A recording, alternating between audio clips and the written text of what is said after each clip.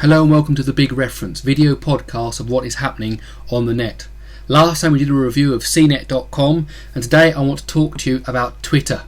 Now what is Twitter? Twitter is microblogging. Now we're all used to the idea of blogs. You write an entry about what you did over the weekend, you include photos, it might be 300, 400, 500 words long, quite detailed. Microblogging is just small bits of information. In fact, with Twitter just 140 characters long. Barely a sentence and a half, that's all you can squeeze in there. And because it's so short, they're quick to enter and quick for other people to read. And it's all based around this idea, what are you doing? What are you doing? Now what we do day to day, I'm drinking a coffee, I'm going to the shops, I'm reading a book, I'm going to go to bed. They're actually not very interesting for people that don't know us.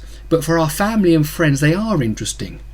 So if you've got a large family or a large group of friends and you want to keep in contact with them, see what they're up to, see what they're doing, then Twitter is a great way. And the thing about Twitter is it's also mobile. It doesn't have to only be through the web, not only through desktop applications, it's also through your mobile phone. So you can send a text message and your Twitter will be updated. Now the thing about Twitter is it's also a serious tool, because if you establish yourself as someone who has experience in a certain area, then you will be able to get people to follow you to see what you're saying. Now let me give you two examples of that. On Twitter, Tim O'Reilly, the founder of the O'Reilly computer books, has a Twitter account, and he has 33,000 followers. Look at that, 33,000 followers, because people want to know what he's saying. Now he's not saying I'm having a cup of tea, I'm going to have a bath, but he is telling you about things that he's found on the web, things that he finds interesting, things that are going on, and people are coming and to see what those things are.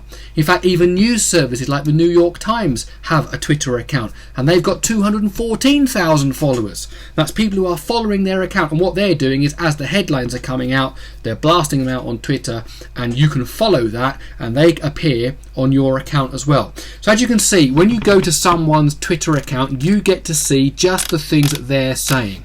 So these are the things that Tim have said, and these are the things that the New York Times have said. Now when you log in, what you actually get is you get to see what you're saying and what other people you're following are saying. So here we see, here's Tim O'Reilly. He has said something, and because I'm following Tim O'Reilly, I get his message in there. And if I like something he says, I'm able to reply to him.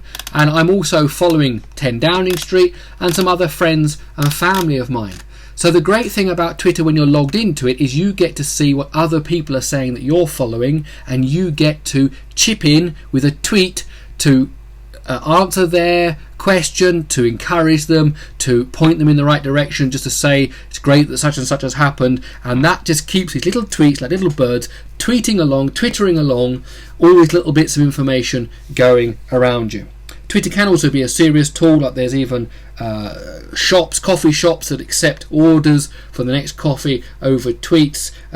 People can find imaginative ways of using it. Now really what I suggest is that you just go along and sign up and get yourself an account. Go to twitter.com, register there, it's free, try it, get your friends and family to try it.